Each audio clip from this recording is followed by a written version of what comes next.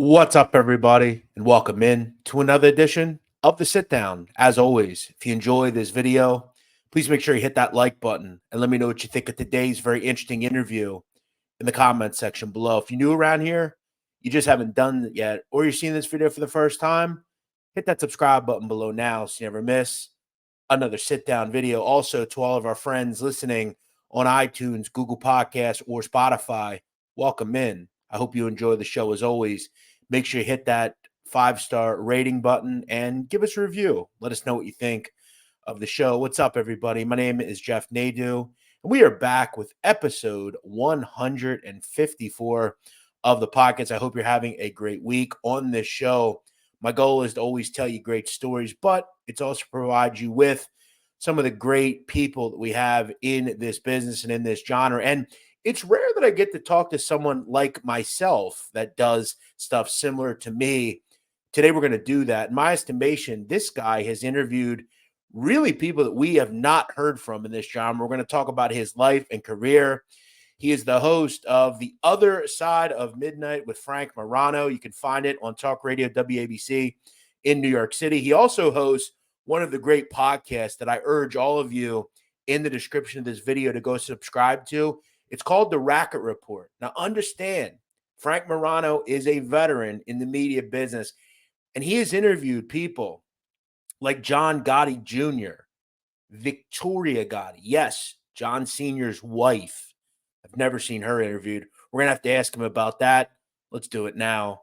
Frank Morano joins us. Frank, I spoke to you a couple of weeks ago on your show, and I mentioned to you I could do it for hours because it was so enlightening and fun. How you doing? I'm glad to have you here. I'm a big fan of your work, and I'm looking forward to speaking to you. How you doing today? Thank you, Jeff. I'm doing great. It's great to be here. And it's funny, you were kind enough to come on the show. And you have, first of all, I've always known what incredible content you're producing. As I've said, when I had you on the program, I steal some of my best stuff from you because the coverage you do is so comprehensive and so interesting. It's really unlike what anybody else is doing. But when I promoted that you were coming on the show, or the podcast, I would mention that you're coming on the radio, and then I would promote your appearance on social media. I have to tell you, the response to your appearance from people that I don't think typically listen to me was incredible. People would say things like, "Oh, I can't believe you got Jeff Nadu," or "I've been following Jeff Nadu since XYZ." So you have a following which is incredibly impressive, and it cuts across all demos, older folks, younger folks, and black, white, you name it. So you really, I knew you were doing great work, but I guess I wasn't cognizant of how incredible the reach that you've built with this following for the Sit Down. I can't say I'm surprised, but it's great to be here, and I'm honored to be had on the show. Thank you. Well, Frank, it's always nice when people talk about you. I don't talk about myself too often, but I'm really proud of this show. I never thought it would get to the heights that it's gotten. Sure. I've done other things with sports and things like that, but this has been kind of my most happy I've been with it. I'll tell you a quick story. This is another perk of doing this. I was out the other night at the cigar bar I go to, and I'm talking to this girl, beautiful Latin girl, very attractive, and we're just sitting there talking. I see her occasionally, and this random person walks up to me and he goes, "Jeff Nadu." I said, "Yeah, how you doing, man?" He goes, "Wow, I'm a big fan of your TikTok." And the girl looked at it and light up. She goes, "I always wanted to ask, what do you do?" And I kind of wanted to thank the guy, thank you, man. But it's cool, being recognized for the work I do, and I'm very happy that you like it because you're kind of a veteran in doing all this, and you talk about all sorts of stuff. You talk about politics, you talk about elections. You were a producer at one point for the very interesting Curtis Sliwa, who I'll ask you about. Sure. You also work with Ron Kuby, who was an attorney, John Gotti's attorney at one point. I want to start though at the beginning with you. You're from Staten Island, which I always find interesting because there's not a lot of people that are from Staten Island, right? Like generally, like their parents will move them there. I just did an episode on Greg Scarpa Jr., right? Sure. He was a Brooklyn guy, then his family moved to Staten Island. It's kind of like that move over to kind of a suburbia type life. what was it like growing up in Staten Island? Because again, it's usually somewhere you move. You're not always from there. It's very astute on your part. But you're right. Staten Island's one of those places, almost like Florida or Las Vegas, Yeah. that you don't picture anybody being from. You picture people moving to there. I am the only, or if not the only, literally, statistically close to the only first generation native Staten Islander who has chosen to remain on Staten Island. Most Staten Islanders are like my parents. They move here from somewhere else, mostly Brooklyn, but not exclusively, mostly Brooklyn. And then they do their thing here. Other people they're from Staten Island. They're born here. Their parents are born here. Their grandparents are born here, and their great grandchildren are all going to be born here as well. They have 5, 6, 7 generations here, and then there's most of my peer group who is born here, and then as soon as they're able to move somewhere else, they move somewhere else, whether They'll it's go to Hoboken, Jersey back or to something Brooklyn, like that. Jersey, Right. you name it.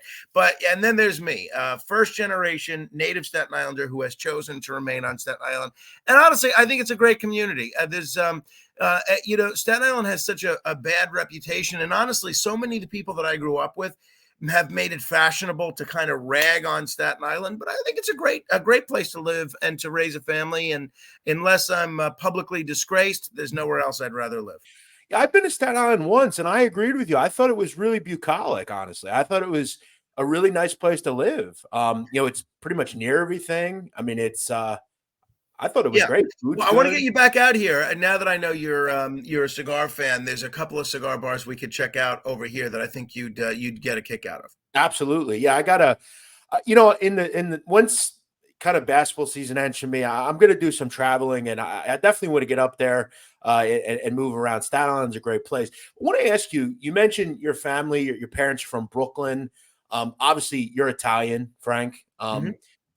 I always like to ask, and I ask anyone that was not in the life, people that are from New York. When you're growing up, do you ever hear about the word mafia? Do your parents ever talk to you about that? Because I find you interesting because your parents weren't in the mafia. They weren't into Right. organized crime.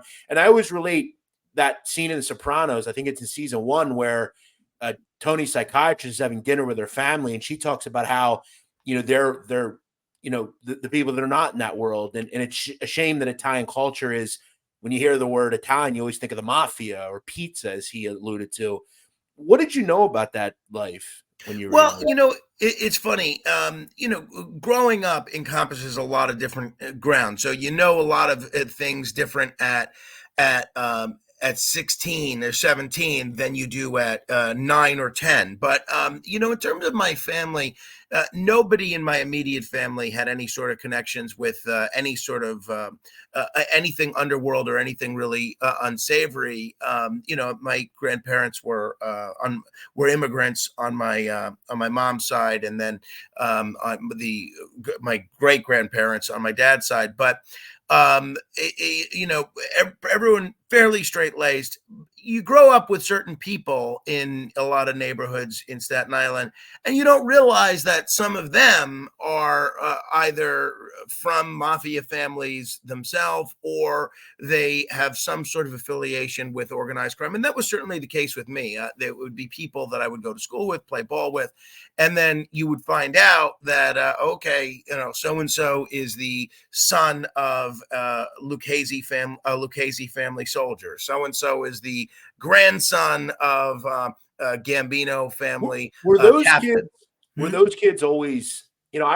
I do a lot of father son content on here. The guys that follow their fathers into the life, and I did an episode on the Tanglewood boys out of Yonkers, and one of the members always constantly said, we never cared about what we did because we always knew we could just say, do you know who our fathers are? Right. At the end, like we knew we always had carte blanche. Were those kids like that?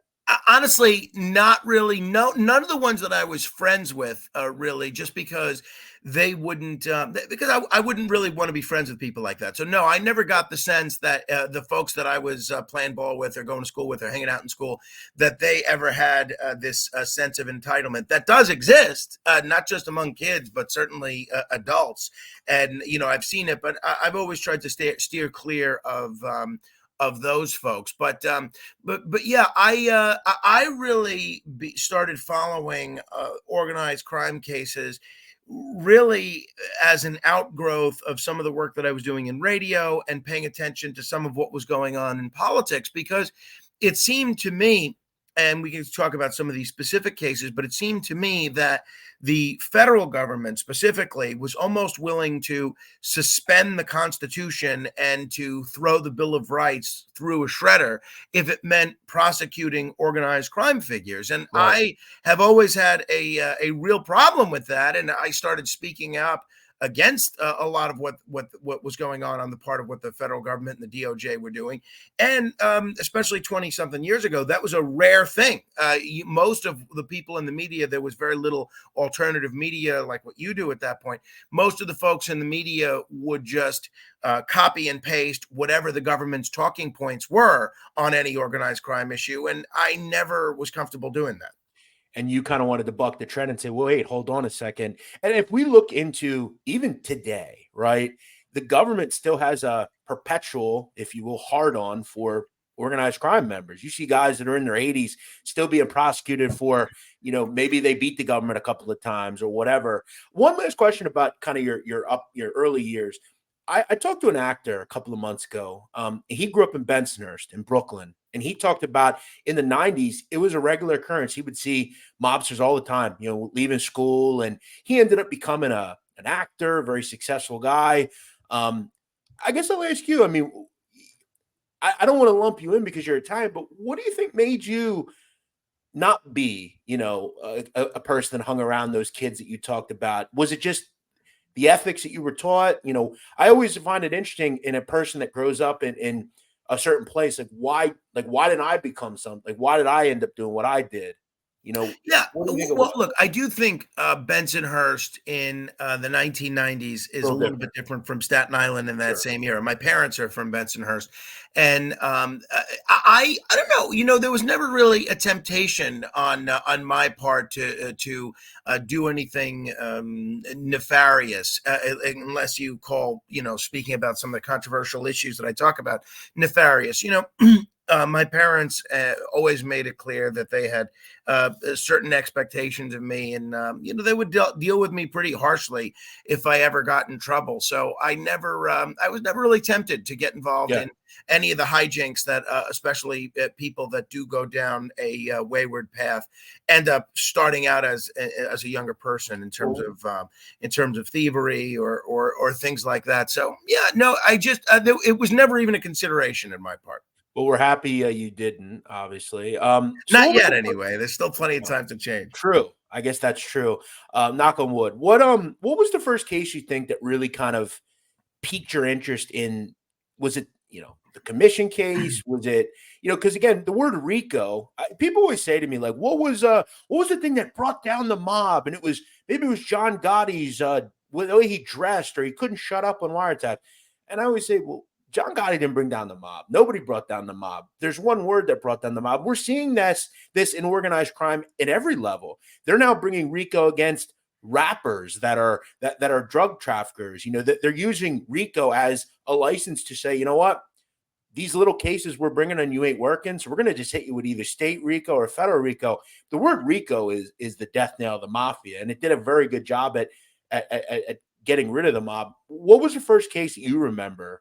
Well, so first of all, I think you're exactly right. And my hope is that as I am not for this RICO prosecution against Donald Trump and Rudy Giuliani down in Georgia. And if there was karma that it deserves to be prosecuted with a RICO case, it's Rudy Giuliani, who I like, by the way. I think he was a great mayor, and Sure. he and I have become friendly. But if you look at his creative use of the RICO law as a prosecutor, to me, I don't necessarily think that that's how the authors of that law ever intended it. But my hope is that with Trump, who has a very good chance, I'd say a better than even chance of being elected president, and several of his supporters and cohorts being prosecuted under RICO, my hope is that most Americans will see, especially the Trump supporters, that this is blatantly unconstitutional. You see, what happens is a lot of times when folks that are being prosecuted under RICO are mob bosses or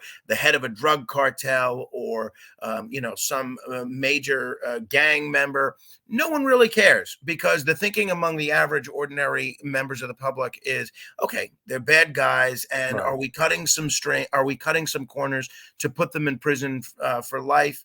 Yeah, probably. But who cares? And maybe it's probably good that they're being kept away. But now that some of those same RICO tools are being used against politicians, now I think people's eyes are starting to open to some extent to how dangerous a prosecutorial weapon RICO is. So I'm eager to see where that goes, especially if there's another Trump prosecution. It's kind of become a novelty act at this point. We're just going to hit anyone that has. So if someone is above someone and instructing them to do something, no matter what they're doing, we're going to call it RICO. Now, again, as you alluded to and made a great point, no one cares if Chapo Guzman or Vinny Gorgeous-Baciano is hit with RICO, because they're all bad people, right? They're thieves, they're murderers, they're bad people. But when you start using it as a novelty act, and look, I'm not going to tell you that Donald Trump's a great guy or a bad guy or whatever, but again, hitting him with RICO is almost laughable. It's preposterous. And so I think, and again, my hope is that this will be the bridge too far. This will be the straw that breaks the camel's back in terms of getting Congress and the public to demand some changes to the RICO law. And obviously, state RICO is a whole different thing. But I mean, it's really, if you look at it, it's one of those things where it's one of the few things that the Department of Justice does openly where you're guilty before you're proven guilty. You have to prove your innocence rather than get entitled to a presumption of innocence. And I know you have a very well-informed audience who probably already know this, but for people that might be fans of mine that are watching this and might be a little less informed, it's one of those things where they actually freeze your money before you're convicted so that you can't hire some high-priced defense attorney.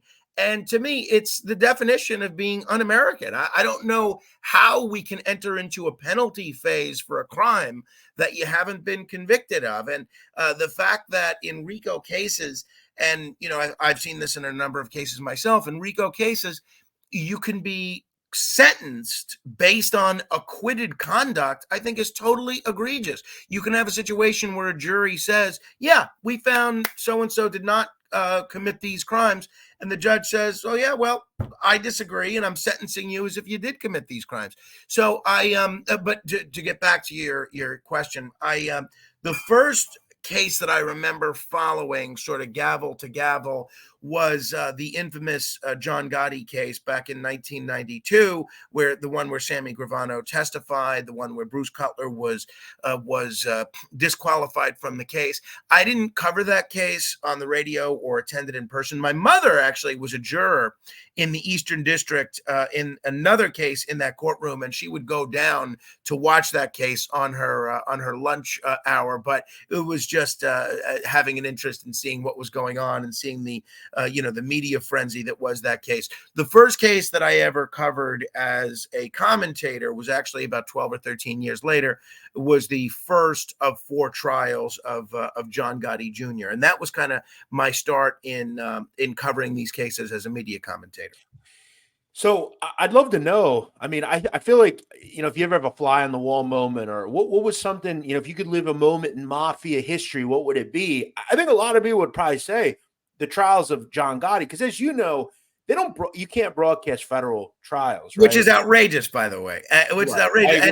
And I don't want to interrupt your question, but just to show you how stupid this is, I covered the organized crime trial of El Chapo Guzman, who you mentioned, and his lawyer in that case, great attorney, Jeffrey Lichtman, who was also John Gotti Jr.'s attorney in that first case, and was a friend of mine, a regular guest of mine.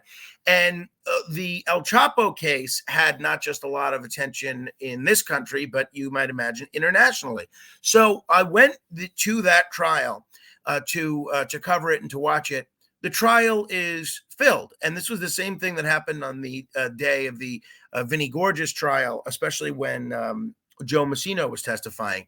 And they have an overflow room across the hall from El Chapo. And you know what you're doing in that overflow room? You're watching TV. So they have cameras and microphones set up in the courtroom itself, and they're broadcasting it on a television network that nobody can watch. So they're already doing this. They're basically only saying only the handpicked few that are willing to make the case, make the trip down to the Eastern District or the Southern District are able to watch this. Nobody else has a right to watch it. It's the most idiotic thing in the world. Well, it's funny you bring this up because I commended on Twitter a guest of this show. She was on a few weeks ago. A girl, Tiffany Fong. She's a crypto influencer. She does podcasts. She's one of the only people to interview Sam Bankman-Fried. She slept outside last week, the night before his sentencing, and I'm thinking, why does a person have to sleep outside? To get access to publicly available information. And then you show it on TV anyway.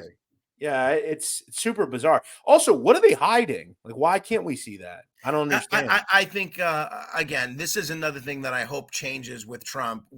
If he ever goes on these federal trials, I think there's going to be a big outcry to watch these trials on both sides. The people that love him and the people that hate him are eager to see what happens. And this is something that really, really ought to change. And, they say they don't want the lawyers showboating or the judges showboating. Well, Court TV built a whole network over broadcasting these trials, and the lawyers were no better or worse behaved in those trials than they are in other trials. How could Bruce Cutler would have been? I mean, in this world, we all know who Bruce Cutler is, but Bruce Cutler is the original, like, high-profile lawyer, right? I mean, well, there were a lot of high-profile lawyers, but Bruce, Bruce has had trials that have been had cameras in the courtroom before. I mean, the most recent one that I could think of is Phil Spector, when he was representing Phil Spector, and there were cameras, in that courtroom, and I don't think it made Bruce any more or less crazy than he is in real life. Yeah, I always found it funny too. I watched something recently on Joey Molino, and they had audio in his trial in 1999. Around that time, there was audio, but you couldn't film it. It was bizarre. But let me ask you. I want to ask about. You mentioned your mom would go down to the trial, and that would be kind of my fly in the wall. I would love to have been in that trial. We had John Gleason on this show, and he talked about how before the trials would start, John Sr. would say things about his mother to him, like give all sorts of barbs back to him. Did she give you any thought of what it was like to be in there? John's facial? Not really. She just remarked about how well dressed he was and how handsome she thought he was, and how nonplussed he seemed to be, how cool, calm, and collected he seemed to be for somebody that had that was on trial for his life. But no, not much beyond that. Do you find people like John, because I've talked about this with another content creator about how stoic these people are, the people like John Gotti, Tony Salerno, Tony Ducks, these guys who have kind of accepted there's only one way out for me here, and I'm going to accept it. I'm going to laugh. It doesn't mean anything to me. I mean, do you think that's one of the reasons maybe that the Mafia today, I think even down the road, will probably become extinct, because there's just not people like that? There's still guys in the mob left, right? We know that. But the acceptance of the fate of, this is my life, I chose it, and this is all it is.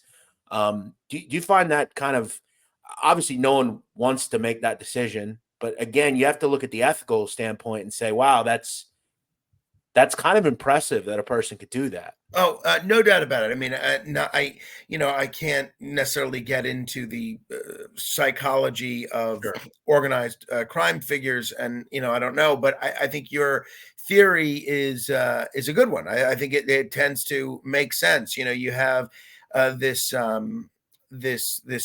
sense of honor and duty that is very much a thing of the past, from what I can tell. Sure. I want to talk about John Jr., because that was most of where your coverage came from. I'll just ask. I mean, we just talked about John Sr. Obviously, two different people. We've seen John Jr. He did 60 Minutes. I've seen him on your show. Mm-hmm. He kind of seems like he has that same not misguided romanticism, but we all have the same. When we see John Sr., he kind of was this regal guy, and even your mother complimented the way he dressed, the way he looked, the coiffed hair, kind of the no nonsense. Hey, how you doing? He didn't care about nothing. Do you think it was more of just a son following his father into something, and that was just what he was always going to be, and that he could cut it? Or was it like, what did you get the feel from him? What was it? Did you feel he was cut out for that life? Did I lose you? I'm seeing my camera. I think you might have hit your stop camera button. Oh, sorry about that. Oh, good. Oh, okay. I'm back now. It's such a great question, right? So I think there are a number of differences between John Gotti Jr. and John Gotti Sr. Their upbringing, their attitude, their priorities in life. And look, I mean, they get into this a little bit in the terrific A&E docuseries, Gotti, Godfather and Son, which if people haven't seen, it's directed by Richard Stratton. And I found for the 9,000 times that the Gotti story has been told, that's the most accurate version of the relationship between John Gotti Sr. and John Gotti Jr. and the facts involved in all those cases. And it's not, lest anyone think it's a love letter to the Gottis. It's not. It's a very balanced perspective. But who cares if it is? It's their family. Yeah, well, right. But you know what? You have some people that are so willing to dismiss something that they think is just propaganda. And this is incredibly balanced. I don't think it is a love letter one way or another. There's informants in there, there's journalists in there, there's a judge in there, there's FBI agents in there, and I think they do a really good job telling the story. And one of the things in that documentary that they focus on, which I think is pivotal, is the moment that John Gotti Jr. decides to take a plea in the late 1990s in the Scores case. And you have basically a guy, John Gotti Sr., who would never take a plea. The infamous quote, which is replayed in courtrooms and probably on T-shirts all over the world, where he says, in words or substance, if I robbed a church and had the steeple sticking out of my ass, I still wouldn't admit to anything. But it's weird though, Frank, because he indeed took a plea in the 70s. Yeah, that's what prosecutors always point to. I always found that interesting. Yeah, prosecutors, the premise of John Gotti Jr.'s 4 trials was not that he was never in the mob, but it was withdrawal, and that by taking that guilty plea, that he had left and made the decision to leave organized crime. And the prosecutors, especially the second and third trial, both mention that John Gotti Sr. had taken a plea both in that case involving Mr. McBratney and involving a drunk drinking and driving case. I think in the McBratney case, and I've spent a lot of time talking with the prosecutor in that case, Phil Minardo, who then became a judge in Staten Island. And I've spent a lot of time talking about this case with Roger Stone, who was a protege of Roy Cohn, who represented John Gotti in that case. I think that was just the case of getting what they felt was a sweetheart deal. But whatever. The point I was trying to make is Gotti Sr. had this attitude of being defiant and flying under a black flag. And, I got the sense that with John Gotti Jr., that wasn't what he was interested in. He had much more, he would make his family much more of a priority. And if he had the opportunity to see his children grow up, that's where his loyalties were going to lie, not to La Cosa Nostra. So yeah, I think there's a lot of other differences between the two, but certainly John the younger has a reverence for his father and an admiration for his father that I think a lot of fathers and sons have. But I think he doesn't necessarily share his father's commitment to organized crime above all else that a lot of other gangsters may have. That's one thing I've talked about. I've had my fair share of run-ins with that family, and I've talked about John Jr. I think that's one thing that I've always found very respectable about him. I think he's a brilliant guy, first of all, but the second is his undying love for his family, right? And there was one thing about John Cena that I always found to be really kind of, there were a few things, but it seemed that he had just no love for anything other than that life, right? I'm sure he loved his kids and his wife, of course, but that meant more than anything. And I think in the end, I always found it respectable that John Jr. said, you know what? I have many kids. And you look at what the father he's became. You look at all of his kids are law-abiding individuals. They one is doing things in the boxing world. It's quite great. And what would those kids have been without their dad, right? Yeah. And no, I completely agree. And I think you're right. I mean, there was one article, maybe it was New York Magazine, but I don't remember at the time that they were talking about the production of the Gotti movie. And one of the FBI agents or prosecutors that was involved in the prosecution of John Gotti Jr. had said kind of dismissively of John Gotti Jr., oh, yeah, he's no Michael Corleone. Well, I really always took umbrage with that quote because I think to some extent, John Gotti Jr. is really more like a Michael Corleone gone right. I mean, Michael Corleone here was somebody that tried to leave the mafia for decades and was never able to leave and, ended up becoming an even bigger gangster than his father was. Obviously, I know that's a fictional character, but these days, there's nobody that thinks that John Gotti Jr. is legitimately involved in organized crime these days. And I think that really honestly takes a lot of courage and is something that he's borne the brunt of. He's had to deal with not only 4 trials, but he's had to deal with a lot of disrespect from organized crime figures. And it was well documented that John Sonny Franzese approved a hit on John Gotti Jr. because of the defense that they were waging in that trial. So here's someone that literally risked his life and his freedom in order to chart a path that was different from his father. And you see that if you watch that Gotti documentary of Godfather and Son, you see in that sit down. Yes. And it's the last time they ever met between John Gotti Sr. and John Gotti Jr. when they're discussing John the Younger's plan to take a plea. You see the displeasure that his father has with him as part of that. Yeah, and you see kind of where one son is one way and the father's the other way, where he knows and he sees his father for the last time. John Sr. looked way different. And I think he knew eventually once my father goes, this life for me is over. I don't believe in it anymore. I don't want it anymore. I got to ask you though, and you interviewed John in your office, I believe it was your office or his, very good, very high level. Frank, as you know, when an individual joins the mafia, okay, they wage allegiance to omerta, right? The code of silence. Sitting with the government is a blatant violation of that. Okay. And you essentially asked John about the 302, right? The 5-page 302 and the Gotti defenses, and they would be 100% correct in he didn't speak, he didn't testify, he didn't put anybody in jail. But anybody in the history of the life that has known anything about it knows you don't even speak to the police. You don't say hello to the police. John Sr. talked about he didn't want his kids dressing up as cops because we don't do that. Or his grandchildren. Right. And my question, and one of the things that I've butted heads on with the family is, what would his father think about that? Right. I mean, we have to agree, Frank, that all due respect, his father would have people killed that did that. And every other boss would too. Yeah, I mean, obviously this, the proffer session that you're talking about, it was very interesting. And I think this was another thing that showed the character and the duplicity of the federal government in the midst of I think it was the second trial of John Gotti Jr. They leaked to the press.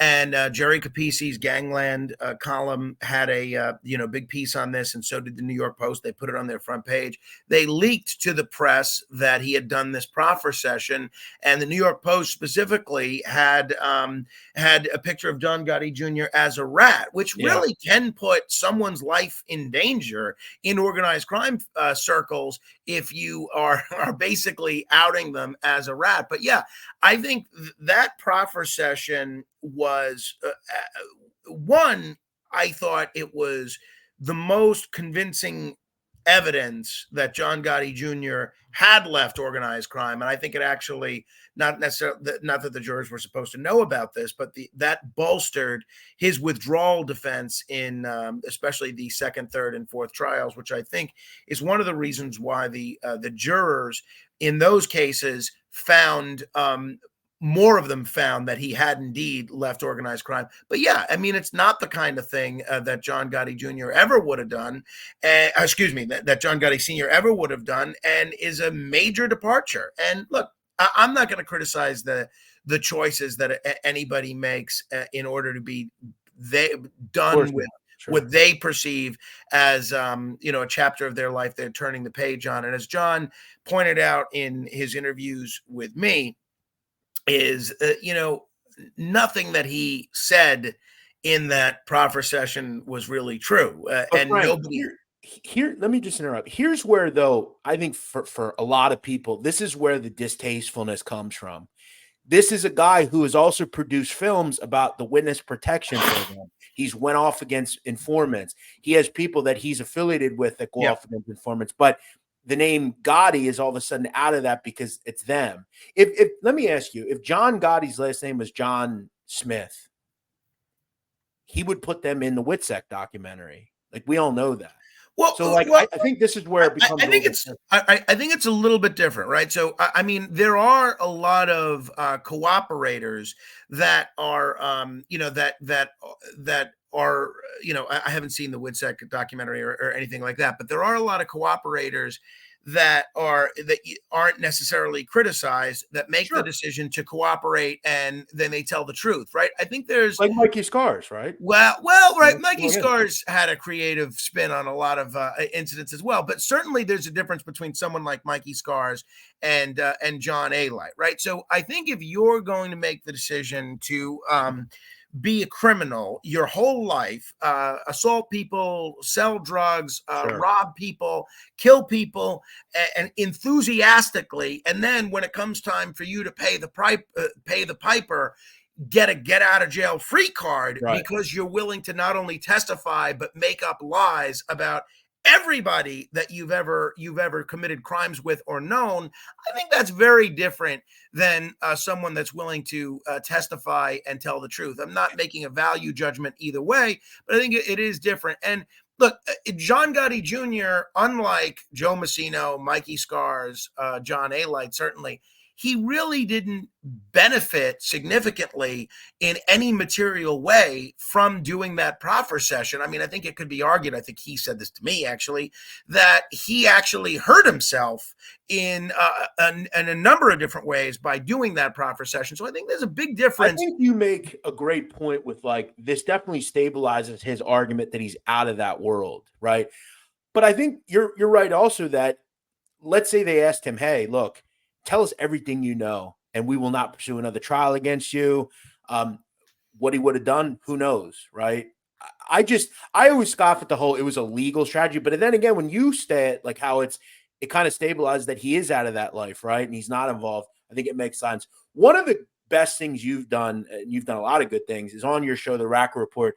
You've actually interviewed Victoria Gotti, the wife of John Sr., and this is obviously kind of something we're talking about with John Jr. in the fact that, obviously she didn't want her son in that life. In fact, I don't think they talked for several years because of the fact that Jr. was in the life with. She had already lost a son. We know that how hard that was on the family. I guess tell us just about your relationship with her, how that came about, and how'd you get her to speak? It seems like she wouldn't be one to want to do that. Well, she is a remarkable woman who's had a very difficult life. And first of all, to go through any of the challenges that she's gone through is more than I think one human being could bear. But to lose, a son at a young age, I can't imagine.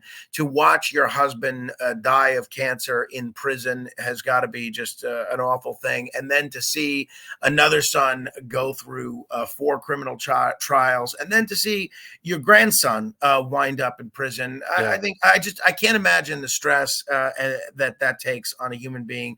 And she's really one of the smartest people that I've known. She's very intelligent, also one of the toughest people that I've known. But I got to know her really through covering her son's 4 trials. And she would sit behind me. And I didn't immediately have a great deal of credibility with her because she, as you might imagine, can't stand Curtis Lewa, who I was working with. But she did like Ron Kuby quite a bit, who I was also working with. And she would sit behind me in court. And I have a little bit of a nervous tick. I don't know if I've done it today, but I have this little nervous habit where I twirl the back of my hair. And so she would sit behind me in court. A lot of times there's very serious testimony going on, but a lot of times it's sort of minutia and boredom. And I'd sit there and I'd, read my notes. I'd look up and I'd go like this. And she just would start hitting the back of my hand, and she would basically say, you've got such a beautiful head of hair. Why do you keep twirling the back of your hair? So that was sort of the beginning of our relationship. But then, as is the case when you're with the same people every single day, we were together every single day for, I think, 6 to 8 weeks, the length of that first trial. And then another 4 or 5 or 6 weeks in the course of the subsequent 3 trials. You get to know people. You're in the cafeteria. You have lunch, almost every day. You talk, you share stories about your lives and your families. And you develop a closeness with people that you interact with. Then, I think she would listen. She's much more into conventional media than podcasts. She would listen to a lot of the commentaries that I would do on the radio and hear that I was skeptical of a lot of the arguments that the government was making. And I think she appreciated hearing an alternative view, especially when one was so rare. But she listens to me regularly, and she's called into my program on a number of times. And most of the time that I've tried to interview her, she has not wanted to do it. The interview that you're talking about, that actually took place after the Gotti movie had come out. And I had asked her if she wanted to do something. And basically she said, not really. But if I end up watching it and doing something, I'll do something with you. And, she was true to her word. And that's what she did. She, all I did was ask, and she was kind enough to come on and do that interview, and I thought she was great. I thought she added a really interesting perspective. I'm going to link that interview into the pinned comment. Great, I appreciate that. Yeah, I want everyone to go check that out because it's truly kind of a transcendent thing. We've never heard her really speak, and obviously John Jr. as well. We don't hear much from him either, and you've talked to him. Let me ask you, and I don't want to put you on the spot, but I'll ask. You mentioned John Gotti died in prison. I lost my father last year to cancer. I don't know that I thank you. I don't know that I could imagine him anywhere else, let alone his bed, let alone federal prison chained to a bed. I think my whole thing that I really have an issue with when it comes to the government is their treatment of certain people, right? Did John Gotti belong in Marion?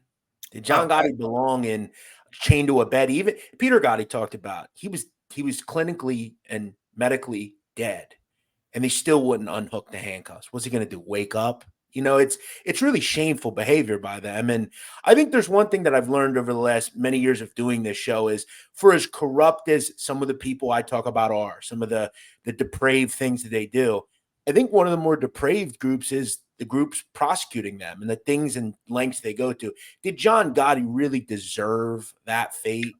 I mean, certainly not. I mean, he was handcuffed to a bed as he was literally picking his teeth out of his mouth and putting them aside. And, we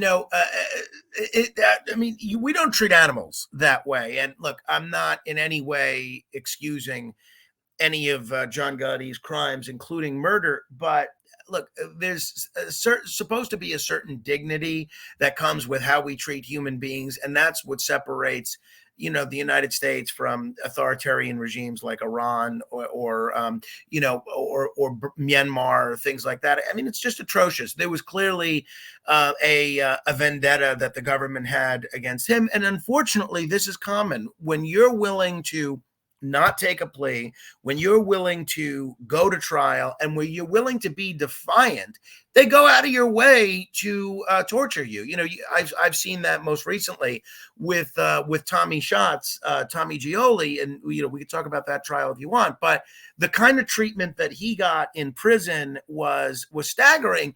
And really, here was a guy that was probably involved at the very outskirts of this stuff. And yet they treated him as if he was Al Capone, really because he went to trial and because he wanted to keep a blog that he gave his side of the story to the public about. And boy, did they let him have it. And I think it's the same thing with John Gotti. It's just atrocious. I think it's totally inexcusable. Well, I think, let me just say one quick anecdote, and I'm sorry to be so long-winded, but Jeffrey Lichtman said to me during that first trial, there was a moment in that first John Gotti Jr. trial when the government had secretly recorded conversations between John Gotti Jr. and Richie Raybach, his own attorney. And in these conversations, John Gotti Jr. doesn't know he's being recorded.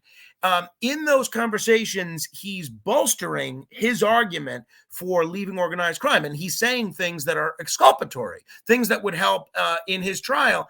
And the government had secretly recorded these conversations between he and his attorney. And then, because he was saying things that were exculpatory, they actually tried and succeeded in that first trial to get those tapes excluded. They didn't want to play the tapes they made for the jury. And to me, it was just totally outrageous. And then we break for recess or lunch or something. And Jeff turns to me. He says, "Did you see that? Have you ever seen anything like that? These guys are just as dishonest as we are." Sure. And I thought that there's really something to that. There really is an idea that, a lot of us grow up thinking that the people in white hats, the government, the cops, the law enforcement are the good guys. And I think if you look at the conduct of John Gotti Sr. in prison and how they prosecute, and not just organized crime trials, but a multitude of other areas, it becomes very difficult to look at them as the good guys. Well, we mentioned the word RICO and how that's the government's favorite word at this point. But for a long time, their favorite word has been conspiracy, right? And you mentioned Tommy Schatz. Tommy Schatz likely, I don't know, but he likely didn't pull the trigger in any of the murders they had him involved in. And they've used this for many people. Frankie Locascio died in prison because of the word conspiracy. He was on tape listening to John Gotti discuss killing someone. And because Frank didn't say, "Hey, you shouldn't kill him," they hit him with conspiracy. They love that word. And Tommy Schatz is a guy who fell foul to conspiracy. He was involved with maybe directing it or saying, "Well, okay, that sounds good." And it happens. They love that word. And even for regular people, they get, Frank, they can arrest you for drug trafficking or conspiracy to drug traffic without any cocaine, not one line. Yet they can hit you with conspiracy because you talked about it. Or it's really unbelievable how they can use certain things.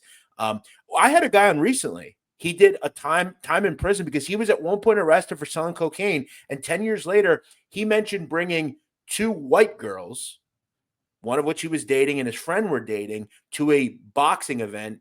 And the government characterized that as code for cocaine. Oh, my God. He went to prison over it because at one point he didn't really want to fight them anymore because he knew he couldn't beat them. So he just accepted a year and a half in prison for it. They use conspiracy to get a lot of these guys. I want to talk about Tommy Schatz because he also called into your program at one point. What kind of guy was he? Tommy and I are still friendly, and I have to tell you, and I didn't know about him at all before he was arrested.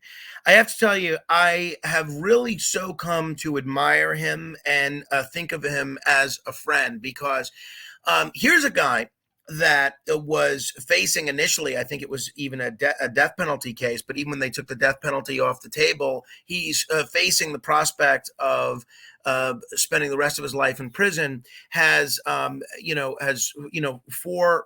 at that time, especially relatively young daughters, all gorgeous, all very straight laced, very devoted to his wife, and he was faced with the prospect of spending the rest of his life in prison. Could have easily negotiated a plea the way Dino Calabro, who was the lead rat in that case, did. And he chose to go to trial. He was waiting, I think, 5.5 to 6 years in federal prison without a trial, getting the worst kind of treatment that you can imagine. And that's when I first started paying attention to his case, because I thought that if anybody else, any other type of prisoner, an Arab sheik or anyone else, had gotten this kind of treatment in prison, there would be an outcry from groups like the ACLU. But because this was somebody that was accused of organized crime, it was acceptable. It was okay. Finally, he goes to trial, not with some high-priced defense attorney, but with a court-appointed lawyer, because he didn't have the money to hire a high-priced defense attorney. And the trial goes on for, again, 6 or 7 weeks. Fascinating trial to watch. And the lengths the government went to shut him down in terms of free speech. He called into my show several times. We did a series of interviews, and he also tried to keep this blog. And they did whatever they could to try and shut him down. But meanwhile, all he was doing was saying that what the government was claiming isn't true, and what the informants are saying isn't true. And that was so dangerous. They were so offended that anybody else would dare give a contrary point of view. They went to such great lengths to shut him down. And then now look, all the phone calls from the MDC, which was where he was housed at the time, are monitored. They're all recorded by the government. They know who everybody's talking to. But after one of the interviews that he did with me, they claimed that he had an illegal cell phone, which you're not supposed to have, a contraband cell phone, which obviously he didn't have, and they knew he didn't have it because all the calls are monitored. They not only tossed his cell, but they tossed the cells of all of the Italian people in his housing unit, which to me looked like it was just blatant retribution. And then the most outrageous of things, it took the jury a while to come up with a verdict for him. Ultimately, they by the way, they charged him with 7 murders and the kitchen sink. And he's ultimately found he's acquitted of everything except count 1 RICO conspiracy, and barely, right? I mean, the law, Jeff, that in order to be found guilty of count 1 RICO conspiracy, they have to find you guilty of 2 or more racketeering acts. And even though they charged him with dozens of racketeering acts, they only found 3 out of the dozens proven. And I guarantee you that had those jurors known that he was going to be sentenced for a long time in prison, I don't think they would have found him guilty of even count 1. And as all of the jurors were questioned, do you agree with this verdict? There was 1 or 2 jurors when they were questioned by the judge. And again, there are no cameras in the courtroom, so you'll never see this. There were 1 or 2 jurors that had a very difficult time saying to the judge that they agreed with that verdict. There's a long pause, and they have a very difficult time saying yes. And then ultimately, 2 of those 3 racketeering acts that he was found guilty of, they're duplicative, right? One was conspiracy to murder members of the Arena faction, and one is conspiracy to murder Frankie Morano, aka Chestnut, who was part of the Arena faction. That's the same thing. And so, as part of his lawyer's appeal, they argue this. They say, wait, how can you find us guilty of the same crime twice and count it as 2 different racketeering acts? And the response from the circuit court was so incredibly offensive and tone deaf, which is they said, well, it's really kind of a moot point because he would still have been found guilty because there's still 2 racketeering acts. Now, to me, I never saw anything like that. So, and then that's another instance where the judge sentenced him based on conduct he was acquitted of. And then the way that the government portrayed him in the media was staggering. I mean, they leaked these negative articles to the New York Daily News and to other papers about him being involved in the murder of a nun, which certainly never happened. And if there was even a shred of truth to this, he would have been charged with that crime. They didn't even charge it, but they knew that they would taint the jury by putting on the front page, Tommy Schatz involved in murder of a nun. It also didn't help that the people he was allegedly running around with, most notably Dino Calabro and Saraceno, may or may not have killed a cop. as Well, well. so in that story of Officer Doles, look, Dino Calabro has very little credibility with me, and he's exactly the kind of person I was talking about earlier that commits a lifetime of crimes, and then when it comes time to pay the piper, And he chooses to not do that. In terms of that Officer Doles, so far nobody has, none of these organized crime figures has been convicted of that. Not first Joe of all, Sarah. Waverly. Yeah, I mean, Tommy Gioli was not. The situation involving Joe Waverly. He was not convicted of it.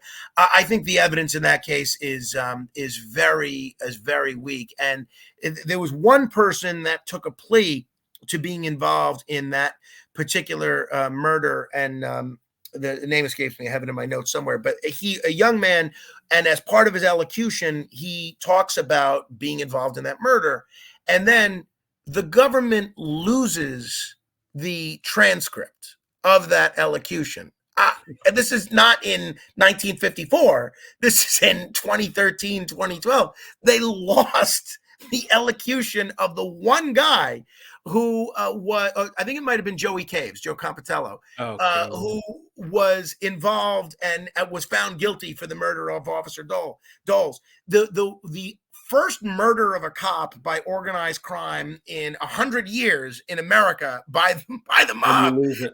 You'd think they'd keep pretty close tabs on that transcript, but it gets lost. Now, I believe, and maybe this is me being conspiratorial, but I believe that that elocution was not consistent with what the government's case against either Joe Waverly or Tommy Gioli, and that's why they claim it was lost. I have no way of knowing that's true. I mean, but it was a little too convenient, I think.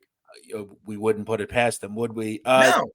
It's interesting you mentioned Calabro because he probably over the last 20 years is one of the most ruthless people ever associated with the mob, right? Killed many people, was the chief hitman for a lot of people, hit a lot of people. And, it's interesting that Dino Calabro lives somewhere in America, right next to you or me. And he got to keep his money. A lifetime of never having a job other than being a crook, gets to keep his money and his freedom. I mean, and his lawyer, Tommy Gioli's lawyer in that trial, he puts up a picture in his closing argument of Tommy Gioli's house, which is, a fairly modest house on Long Island, and a picture of Dino Calabro's house, which is this mansion. And he says, which of these is a house that a big mafia big shot is more likely to live in? And, again, it was more theater than anything else, but there's some truth to that. And here you have a guy in the era of constant surveillance. Tommy Gioli is never caught on tape discussing any crime, a guy that by the government's own admission was surveilled for 20 years, and they never caught him on tape doing anything nefarious. And they have all these explanations for why over 20 years they never caught him on video or on audio tape committing any crimes. And to me, that was a blatant instance of the government's obsession with people that won't take pleas and people that actually make them work. But and this is the reason that I admire Tommy Gioli is most people wouldn't do that. I don't know that I could do that. If you're saying to me that if you take a plea, you can not only save yourself the difficulty of a trial, save yourself all these legal costs, but be home and with your family. And he chose to go to trial. And I give him a lot of credit for that. Tommy Shots was released last year, about a year ago. So hopefully he gets to live out his life and, probably relative anonymity and, have some time with his family. Definitely a stoic guy, another stoic guy that we have heard from. I want to ask you one other question, then we'll kind of wrap up. One thing I found interesting, and I was talking to another creator about this, how it seems like nowadays a lot of the mob guys, we even see, alleged mob guys like Joey Merlino, a lot of the mob informants, Michael Franzese, Sammy Gravano, they have this kind of interest in Donald Trump. They like the Republican Party. They're all about police. And I always found it rich that Sammy Gravano was talking about the crime problem, right? He's talking about how it's fascinating how like he's now a haven and a maven for crime. We need, obviously borders and all this stuff. And I did find it rich that he's now a political pundit. But why do you think is it the kind of the screw you attitude to the government that Donald Trump has at times? Is that why they like him? Why do you think mobsters seem to support him? Well, first of all, I'm sure there are some organized crime figures that have varying political views, but I think I'm not going to speak to Sammy Gravano because it's rich. Everything he says is just incredible. But as far as a lot of organized crime figures, I think they do recognize a little bit of what they've been through or what some of their cohorts have been through in terms of constant attempts by prosecutors to nail them and throw them in prison. I think there is a kinship in seeing that with Donald Trump, and I think there's a little bit of empathy there because they see him as going through a lot of the same trials and tribulations that they've been through. I think there's part of it, and I think the other aspect is what you just hit on is this sort of screw you attitude that Trump is willing to, give a middle finger to the system, whatever the system is, whatever the establishment is. And that's certainly an attitude that a lot of organized crime figures have had. Although I will tell you, Victoria Gotti Sr., not a Trump fan by any stretch, at all. Interesting. Her daughter, Angel, is. She's a big Trump supporter. I don't know if you've had her on the podcast, but no, she would never come on with me. Really? We're not I wouldn't say we're the best of friends by any means, but we've I think over the years, we've had our sparring matches. I wish Angel the best. I wish the whole family the best. I think there's a thought that I don't like the family or anything. I find them all very interesting. And I wish them all the best. I think that the grandson, he's doing some really cool things with boxing and all that. And I'm happy that John Jr. has been able to have a better life for himself because I don't think he ever really wanted that for himself or for his family. Before I let you go, Frank, I got to ask. You as I've said, at least in this cohort, you've interviewed a lot of great, interesting people. You've talked to Victoria Gotti, you've talked to Jeffrey Lichtman, Gerard, Gerald McMahon. You've talked to me. You've talked to all sorts of people. Who's, I think, someone that is just memorable to you? One of your most interesting guests. You talked to Peter Lance. He wrote a really interesting book about Gregory Scarpa. And you look at some of the awful things Lindley Del Vecchio did. An FBI agent that he somehow beat. Who is some of the more memorable people you've talked to? So many. Everybody you just mentioned is really interesting in different ways. One person that I have to mention that you didn't mention just now, and I haven't seen any of the podcasts if you've done any on this person, so maybe you have spoken out about him before, but just because the stories that he's willing to tell are so incredibly audacious, bold, and he's admitting essentially to committing a multitude of crimes, is Anthony Raimondi. Now, I don't know if any of the things that Anthony Raimondi wrote in his book. Frank, you're talking to a person that has absolutely debunked every single one. Okay, all right. Yeah. So I got to go back again. You're producing. Him and I have a relationship. I've never done a video on him, but I've done various debunkings. Okay, so that's why maybe I haven't seen it, because you're producing content at a pace that's faster than I can keep up with, and I'm doing 20 hours of radio myself. So pardon me if I've missed the debunkings. People are going to love this. I'm going to check that out, but. The stories that he tells, in some ways, it's very similar to Johnny Russo, right? Sure. Which is you have to, if you're willing to suspend disbelief. Anthony Raimondi's involved. First of all, he's related to every organized crime figure ever, and he's involved and I don't mean to laugh because it's a serious thing, but he's involved in the murder of a pope, right? And he's willing to say that all with a straight face. So but I think that's how we can right away understand, like, no person that did that, murder has no statute of limitations, right? Like Listen, Frank, he's actually quite simple to debunk. If you just look, like he's made comments that he was at the MDC, and the MDC wasn't even built when he said he was at the MDC, right? Like he's talked about weapons he used in Sally Burns' hit. That weapon wasn't even manufactured yet. So, like, there's a lot of things, but I would agree. But here's my issue, and I've had issues with this in what I do. I think as a creator, I have a duty to debunk people like him because I think he is rewriting history. And I think if you can get past kind of the story like thing, like I think if we treated him like Johnny Russo, it'd be fine. But what I find sad is that, like, and I know he's probably lying, but like certain people put him on and have this, like, oh, well, he did this and he did that. He also steals valor. He didn't kill 300 people in Vietnam. Like, I think that's super egregiously wrong that he does Yeah, that. no, I would agree with that. We haven't really gotten much into the Vietnam stuff or anything like that, but I can't disagree with you, and I will watch that debunking video. But to me, that just because of the sheer he's almost like a mafia zealot. He's everywhere, at every single point in mafia history. I think that's my issue with it. It's like, how does one individual, and by the way, like, I don't think Jerry Capisci, Capisci's a great writer. I think he's the Don of organized crime. No question. I always relate when I see these individuals pop up. I go to Capisci's archive and I say, okay, if you've been anything in the mafia, an associate, anything, you've been mentioned by him at some point. You research Anthony Raimondi. There's not one piece of history. There's no police report. There's no court. There's nothing. So I think that's where, as a person that was that high profile, there's Michael Franzese. He's ever mentioned. Like, no one knows the guy. And I think that's my issue. Like, he's in every situation, and it's like, so Lucky Luciano was risking his freedom after being deported, not to come to some big meeting to see you.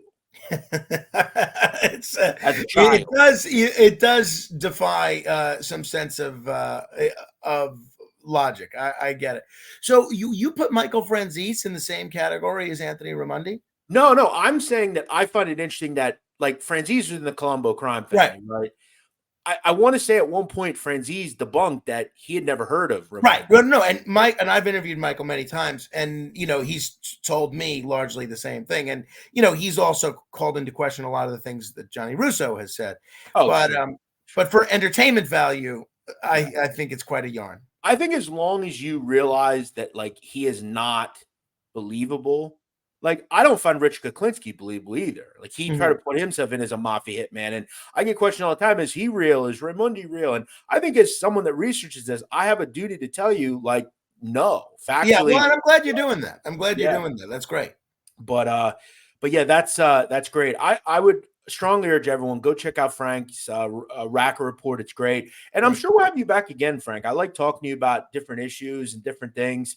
I guess before we end, kind of just let everybody know where they can find you. You're big in the New York area. You have, did I hear, I never knew this, that your show's syndicated.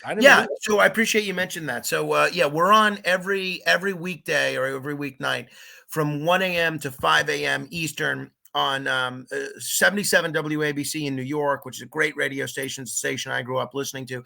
But we're also heard on a lot of other great radio stations around the country: WCBM in Baltimore, KMOX in St. Louis, KDAWN in Las Vegas, WCCO in Minneapolis, even KYBR in Anchorage, Alaska, WUCT in Nashville, Tennessee, and smaller markets like Watertown, New York, and the Catskills, and larger markets. So we're growing. The show is growing. It's doing really well.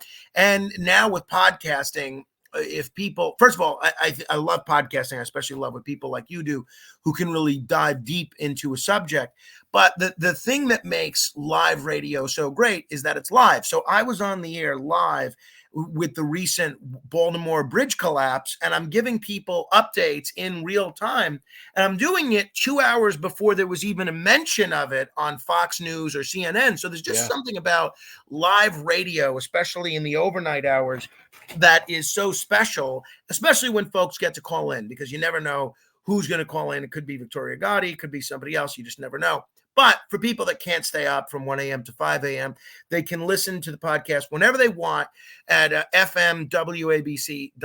That's fmwabc.com. And then I do this Racket Report podcast where I'm trying to emulate sort of what you're doing and conduct a lot of interviews and get into these interviews in depth in a manner that I wouldn't have the time to do in a short radio segment. So people can just search the Racket Report on any podcast app. Comes right up.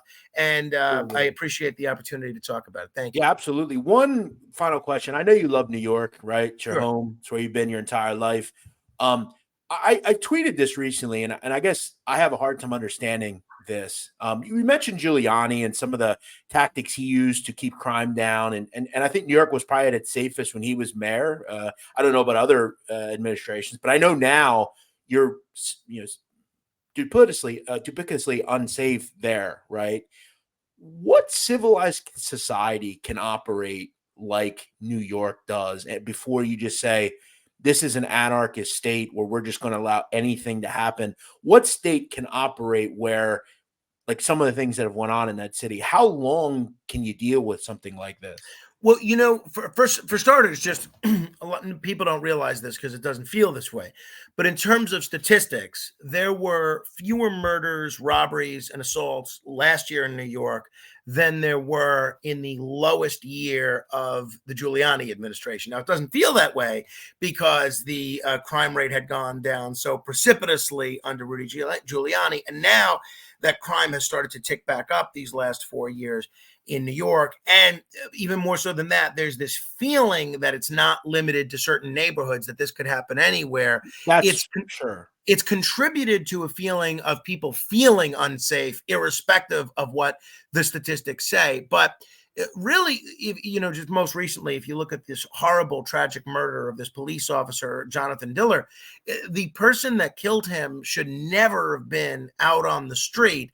And yet the Manhattan DA's office, they're allowing all of these recidivist criminals to go out and commit more crimes. With a law like cashless bail in New York, which Governor Andrew Cuomo signed into law, there's very little, there's all these instances of people that shouldn't be out on the streets.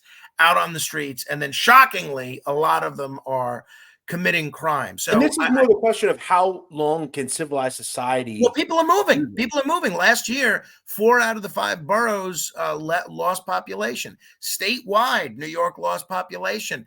They're moving to places where they don't feel like they're in danger of being mugged or being assaulted by a random person. And it's starting to play a role on the tax base. Right behind me. Exactly. New York license plate. Right. And I can't say I'm surprised. I asked him, where are you from? He goes, from the city.